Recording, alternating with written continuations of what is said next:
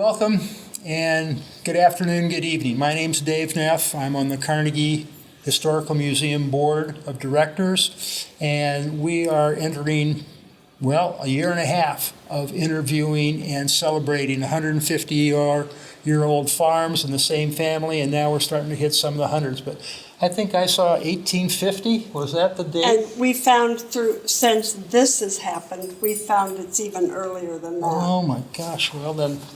What did we say? 1843. 43 1843. Yeah, we missed a generation that was here earlier. So, our lead lady for the family is Claudia Weston Ginkinger Worley. There you go. Yeah. I want to make sure I got everybody included in there. I actually wrote it down, but then all of a sudden we had a sign up here about Toothaker, and so that must be part of a family that you can tell us more about. So, our story begins with two families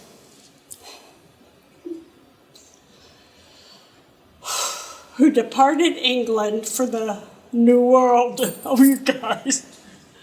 I don't know if I can do this. In England, Stephen Hopkins boarded the Mayflower with his wife, Elizabeth, and their 3 children in 1620. After several generations, the Hopkins merged with the marriage of Lydia Ring to William Ripley, and that was in the 1700s. We haven't got the date yet for their wedding. William would enlist in the Continental Army for 1 year and 2 months as a private with the Massachusetts troop in the War of Independence from England. And I want you to keep track of all the military people we have in this family. He served under Colonel Bingham and Colonel Bailey. His grandson, Nathan Ripley, was born in February of 1791 and moved to Lockridge, where he died in December of 1851. His daughter, Mercy, would marry Reuben Toothaker in 1853. And when you go to see the display, you will see a picture that I found, and Sandy told me I was the first one to ever find a picture of the original owners of this Century Farm. So there's a little itty picture of both Grandma and Grandpa Toothaker. The second family, tracing the Toothaker line, Mercy's ancestor was Roger Toothaker. But he boarded the Hopewell ship in London at 1 year of age, arriving in Boston on September 16, 1635, with his father Roger and wife Margaret. Roger's father died a year later, sometime after Margaret gave birth to his daughter Martha. Margaret married again, Ralph Hill. In 1665, Ralph Hill gave Roger land in Belsina, Maine, and Roger built a house there. He married Mary Allen of Andover on June 9th, 1665, and together they had several children. The youngest child, Andrew, will become our ancestor. Although having no formal training, Roger practiced medicine. So now we have doctors in the family.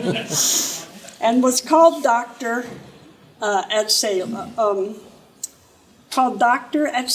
In a dispute over an unknown matter with the Selectmen's Meeting of Salem, Massachusetts, the family left there.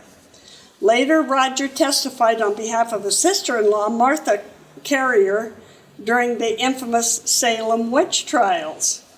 We were involved in that. While Martha was acquitted, Roger himself was accused in May of 1692 and died at a Boston prison in June at the age of 57. What a legacy. We always hear of the witch trials, Salem witch trials, but who knows that somebody was there. Roger's son Andrew, who would have been just 12 years old at the time of his father's death, later married Abigail White in 1707. They were the parents of Ebenezer Toothaker, that's our line, who married Mary Mercy Hall in 1737. They were the parents of Nathaniel Toothaker, who married Ruth Combs in 1782 in Maine. Nathaniel and Ruth would raise 10 children. Our ancestor John Toothaker answered the young nation's only military invasion, volunteering to serve during the War of 1812 at the age of 18. He received a pension of $8 a month, beginning in 1878. Years after his service, John and many of the siblings left their ancestral homes for the West, leaving Maine in 1836 for Westacre County, Ohio. In 1843, John Toothaker arrived in Jefferson County, Iowa, with several adult children, their families, along with brothers and sisters. So we're assuming many of these families came together in groups. They didn't arrive. If you read your history, you know that many men came by themselves when, like going to California, the gold rush and everything. But these were families not coming for gold, they were coming for a life, a farming life is what they ended up doing. The first Toothakers owned several tracts of land in eastern Jefferson County. According to records dating as far back as 1843, suggest John Toothaker's nephew, Alfred Toothaker, son of William, who was a brother to John, was the first to purchase 40-acre plot in Buchanan Township, and that's section number 2. Isaac, perhaps John's son, Isaac N. Toothaker, purchased a 40-acre lot of his own in 1851 in Brown Prairie Township in section 2, southeast of the village of Lockridge. In records from 1871, Isaac has transferred or sold his parcel to one D. Toothaker. Isaac did not have a direct descendant with the first or middle initial of D, which suggests property was often transferred to other male descendants or the lucky husband of a Toothaker woman. In 1871, 6 parcels totaling 462 acres were owned by Toothakers. And by the way, I'll just add this. When they were in Maine, and I watched the Cabin Builders on Iowa Public Television, they were rebuilding a cabin on Toothaker Pond in Phillips, Maine, which still remains today, Toothaker Pond. I thought that was so cool. The farm that became known to many as Westacre Farm was at time owned by Frederick, and how do you say that last name, Matt?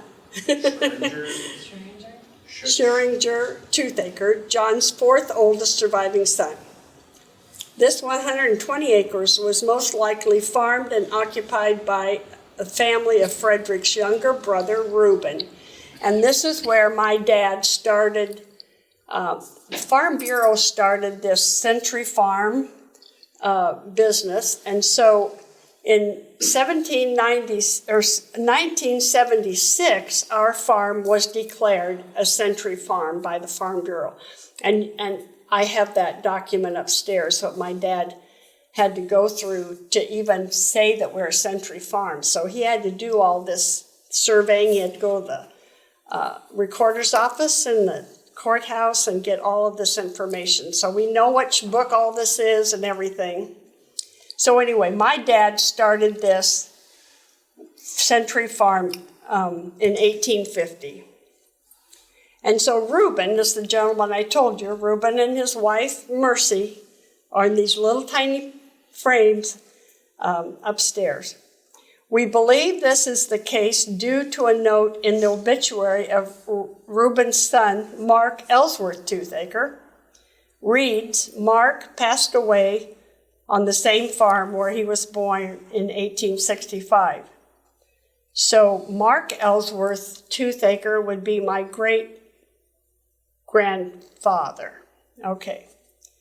The aforementioned custom of transferring property within the Toothaker family seems to have continued. Frederick did not have any male heirs, and his 4 daughters married into established farming families with considerable land tracts of their own. We believe that at some point around 1855, there was erected a home, and I'll tell you what, it is still occupied to this day. And I have been told by reputable people that it is the oldest standing farmhouse in the county. Oh. Wow. So,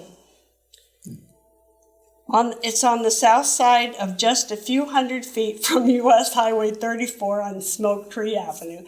And Russell knows it. He lived there once. Saved it. Yeah. Any stories about living there? You can tell them later.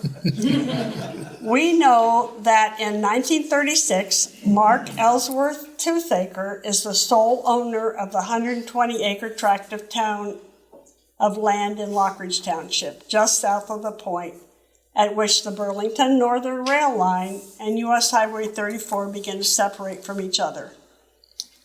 Between what we have known as Parsonsville and west of Coalport to the east.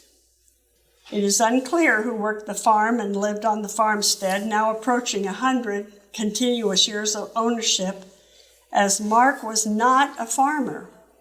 He began his work for the railroad at a young age, and along with his wife, Eva Jane Archibald, lived most of their lives in either Middletown, Danville, or Burlington, just up until 10 months before his life ended. He would return to the family farm and pass away in 1952, and I remember this man, my great-grandpa and grandma, because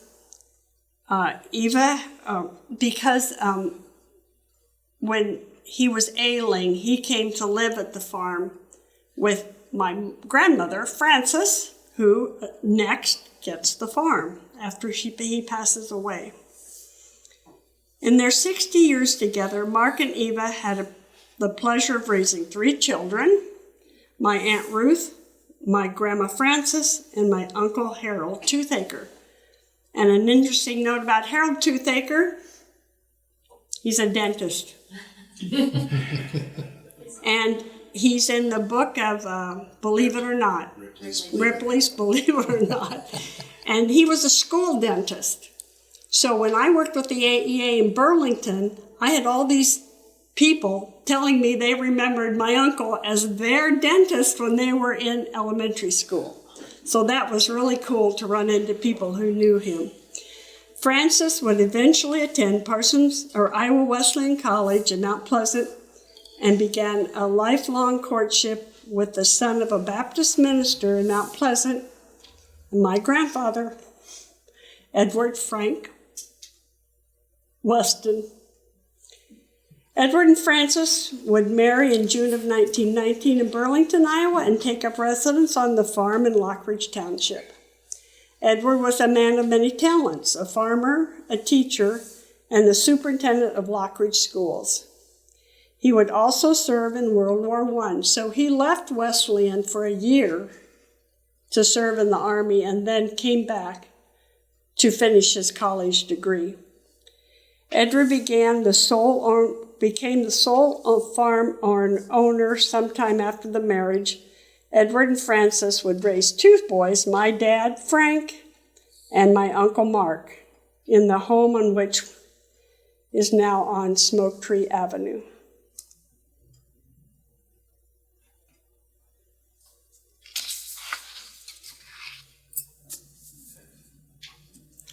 In 1949, a second home was erected on the farm, and you all know it as the Stone House. This structure became a landmark known to anyone who frequently drove between Mount Pleasant and Fairfield on Highway 34.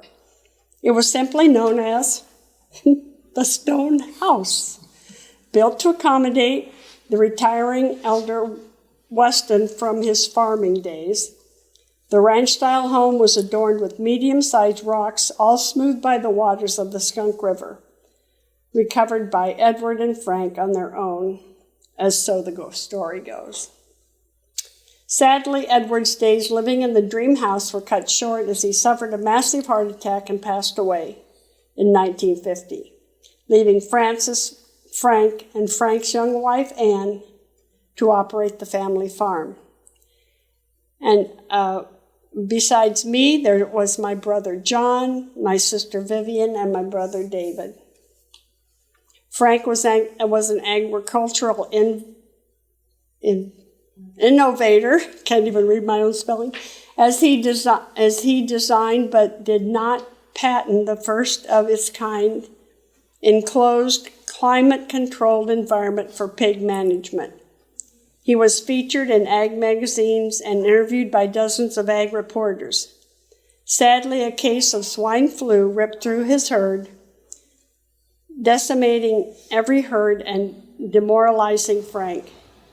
He would choose not to make the same mistake and gave up on the idea of confining hogs.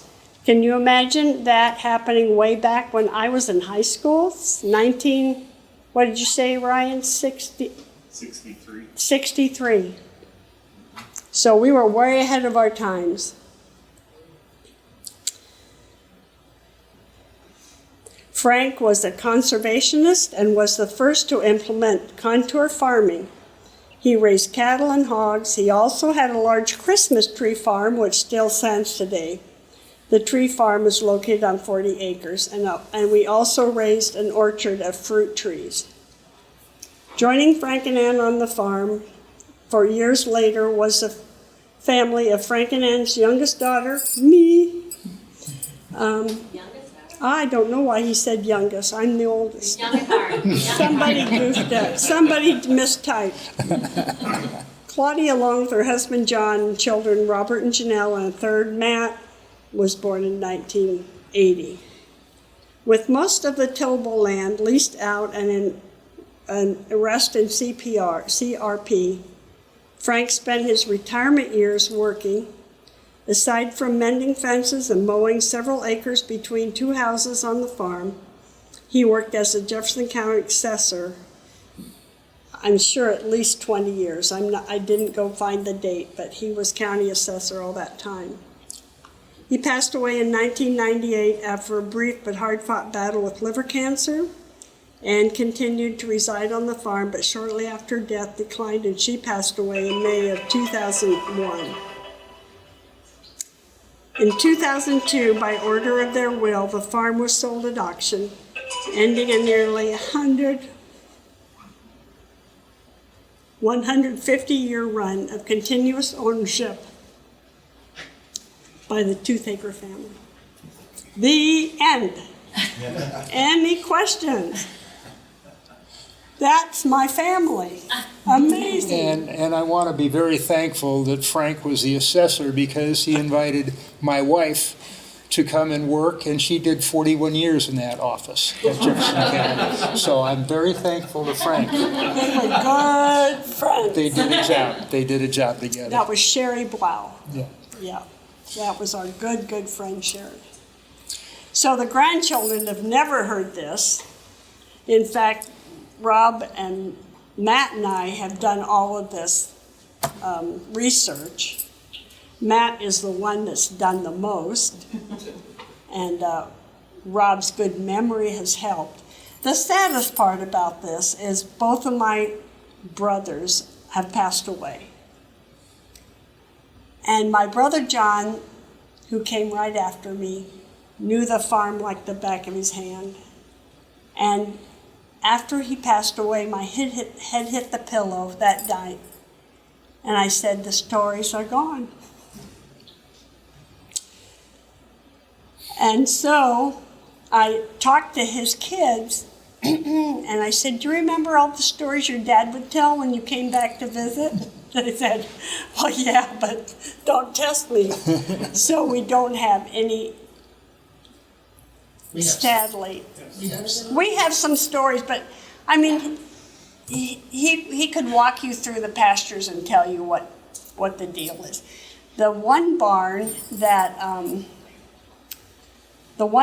that I was seeking out to find out the history of when it was born, or when it was built, what are we thinking? It's a Pennsylvania bank barn. And I learned that on TV too.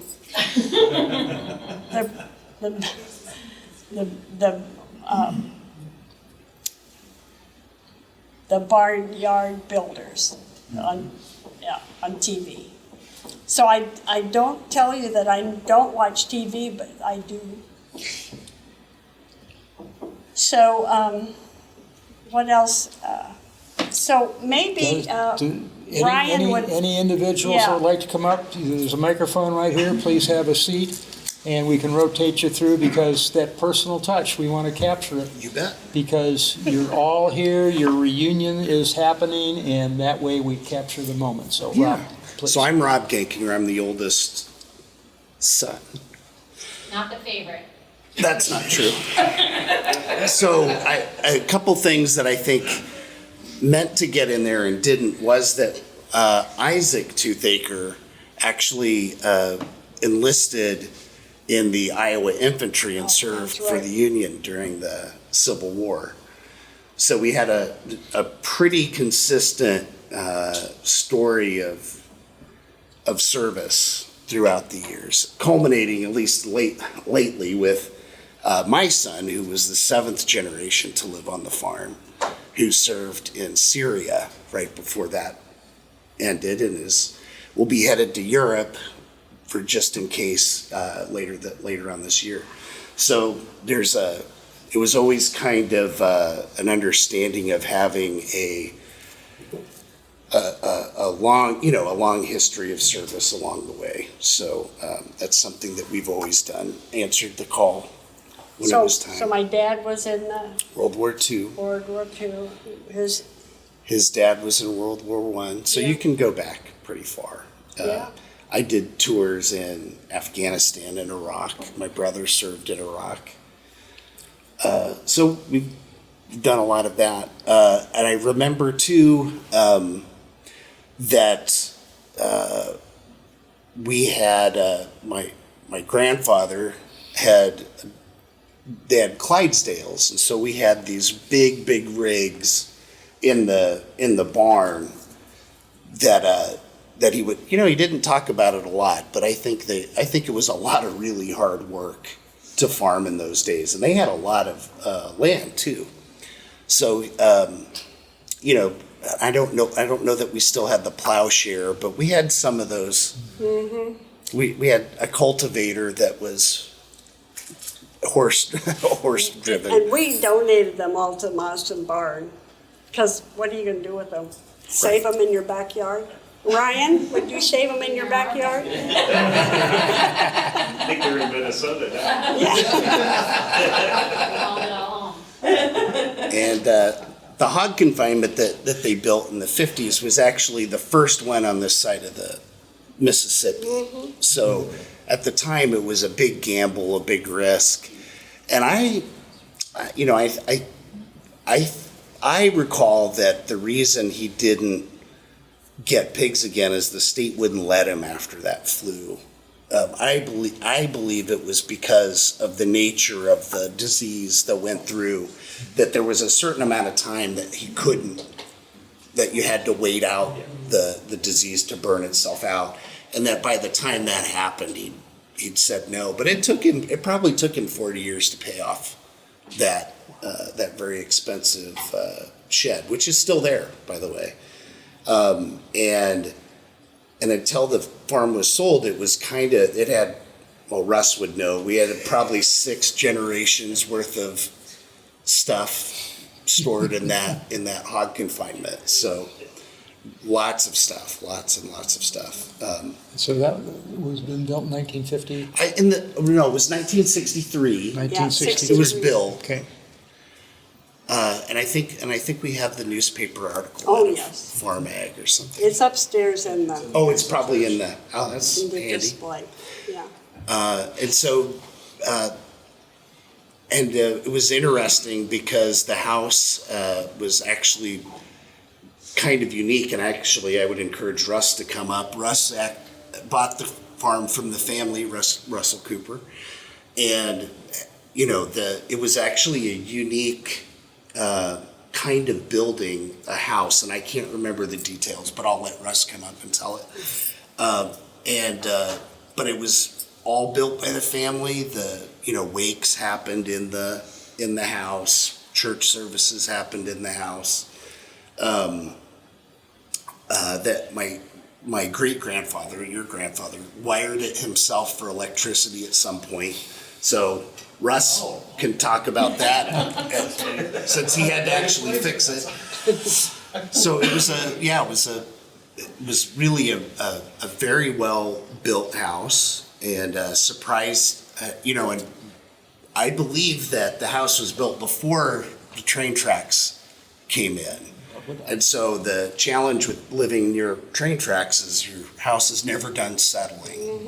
It settles for hundreds of years, and so weird things would happen, but very, very slowly. So. We heard ghosts. We had ghosts who lived in the house. And we know that they had church there because my mother could hear singing. And when we walked out the back door, we could smell this beautiful flowery smell, which I don't know why, except I just had to believe it was my grandmother. Lots of great memories. Yeah. Good. Great memories. A lot of families there. Yeah, amazing. Okay, next. Russ, you want to come talk about the house briefly? We're welcoming Russ Cooper to the table. He's one of our most recent members joining our Carnegie Historical Museum board. So, welcome. You bet. And I was obviously very excited to come and hear all about this today. So, as we went back through the abstract, realized that we were actually the first non-family owners of the property. Since it was purchased, kind of family, I guess. It's been around for a long time. Used to spend a lot of time there with Rob and Janelle growing up when we were kids, and so roaming around in the buildings out there. Rob talked about those harnesses and things. I remember all that stuff when I was a kid, and we used to spend a lot of time up in the hay lofts and hunting out in the pastures and things like that. And it was a lot of nice memories growing up there.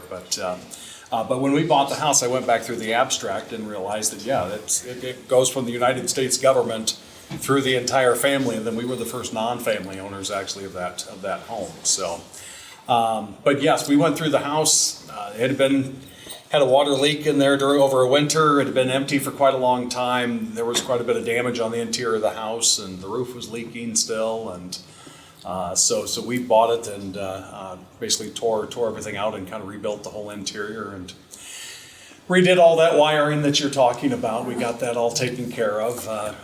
Plumbing, leveled up floors, leveled up ceilings, all new windows, doors. Basically redid the entire property at that time. So.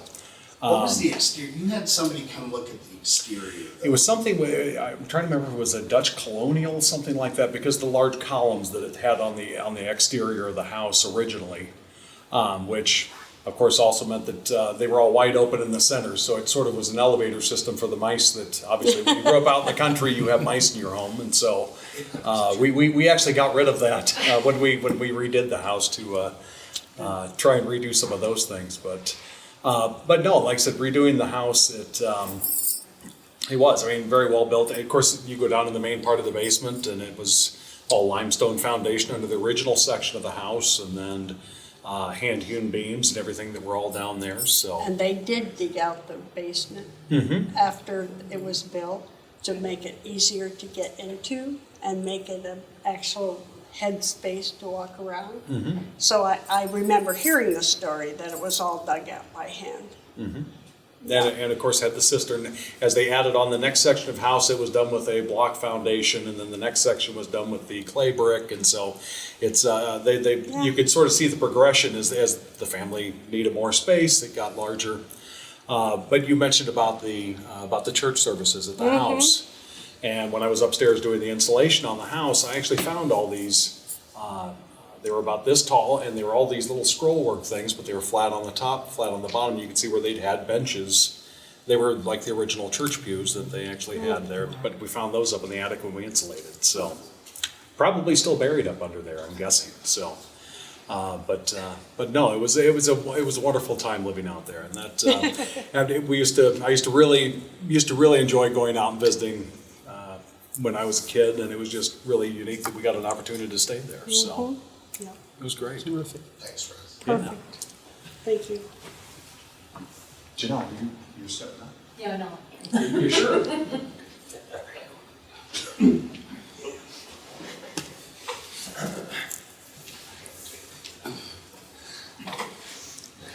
So my name is Matt Gankinger. I'm the youngest of Claudia's children. Not the favorite either. Probably the most handsome. But at any rate, going back and doing the ancestry and reading more about Jefferson County, in the early days, you see a lot of intermarriage of the families. One of the areas that I mentioned, that Mom mentioned, was Parsonsville, which is just to the west of Westacre Farm, and that was named after John Russ Parsons, who was one of the first residents of Jefferson County, and his family intermarried with the Toothacres, along with many others, and especially I think along that path, they saw the potential for commerce and those kind of things, and needing to be tied into the county seat of Fairfield and also to the east of Mount Pleasant. So I'm not sure exactly where they picked up on this, but they were using the Native American trade paths to take product into town and trade. And the story goes that they all took their plows out and plowed the path along the Indian trails into town. And that later became Highway 34. So, well, I don't know historically how accurate that is. That's the story we that's heard. That was the stories we heard. Yeah. So, these old settlers, that we used to talk about, and, when I was a kid, you'd hear about the Coops and all the other families from the old folks, and being a West Gankinger, really, I didn't really have any connection to any of that until you start reading up in the history, and you see the kind of things that I can't remember the gentleman's first name, but his last name was Heaton, and he wrote beautiful histories of Hiram Heaton wrote beautiful histories of Jefferson County, We still know Heatons today, although they were in Henry County. But another interesting thing that I came across in my research was a lot of work that had been done by Orville Prill. And, he was a member of First Lutheran Church, and I recall him as being a very, older and elder member of the church at that time. And Ron Prill, his son, was more involved with my older siblings, but it's amazing that all of that stuff that was researched made it onto the internet, decades later, and it's still kind of incomplete. I did a little bit of the writing for this for the passage that my mom read, and a lot of things were we believe because of these things, we haven't really been able to find the source documents, although I'd be interested to see the abstract.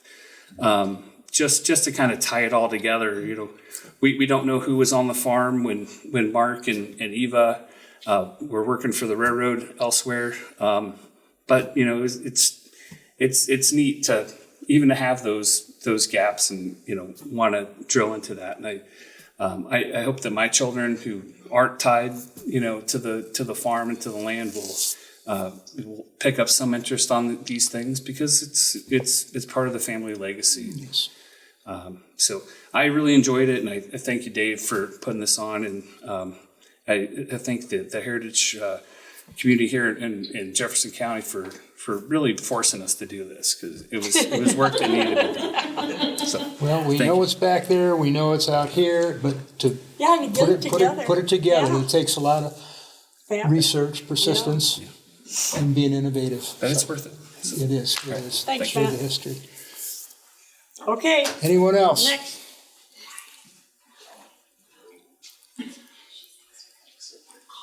Well, I do want to thank you all for making the trip from the East Coast and from Bemidji and all points in between, because this is a story that only gets told once or twice, and we now have it recorded for posterity. You've heard it firsthand, and so there'll be a pop quiz later on Yeah. to see what. No, I'm just kidding. I'm just kidding. But we have had more fun with this. Like I said, we started in the fall of 2021. And we're booked all the way out into 2024 to continue this month-to-month process on there. So This is fun. It's been such a pleasure. It has been. It just made me tickle inside. good. And Yeah. and you appreciate those that are going Oh before my you goodness, and yes. what they. So we have pastors. I don't know how many. I didn't even bring up our relatives. There was Pastor Weston, and there was Pastor Toothaker, and there's Pastor Janelle, and there's Pastor. I mean, all along, pastors, all along, teachers. My grandmother was a midwife. Who would think? And that was just because one of the men I grew up with told me one day at a meal at a church, we were just standing there talking, and it was Leo Brocken. He said, "Did you know that your grandmother helped me deliver me?" Well, no, I didn't know that. And so you just, by talking to people, you just learn lots of things. I could go on with stories forever, but which pastor was it that was the Baptist minister? Which one was it that went through Henry County and went to different churches? He was a traveling pastor. I can't remember which one it is. But anyway, so when John and I moved to Winfield, Mount Union, to teach, I met this gentleman, and of course, big mouth me. I'm just talking, and I'm telling him who I am and blah, blah, blah. And he says, "Well, I knew your grandfather. He was a traveling minister, and I went to his church."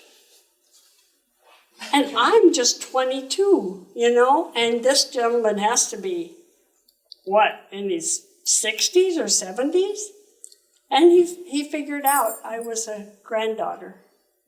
And it was so neat just to hear that. I mean, he didn't need to bring it up. He didn't need to tell me. So life is really funny how it happens like that. So, yeah. Thank you all for making the trip. This is a very important chapter, and I'm glad we were able to record it for posterity. Yeah.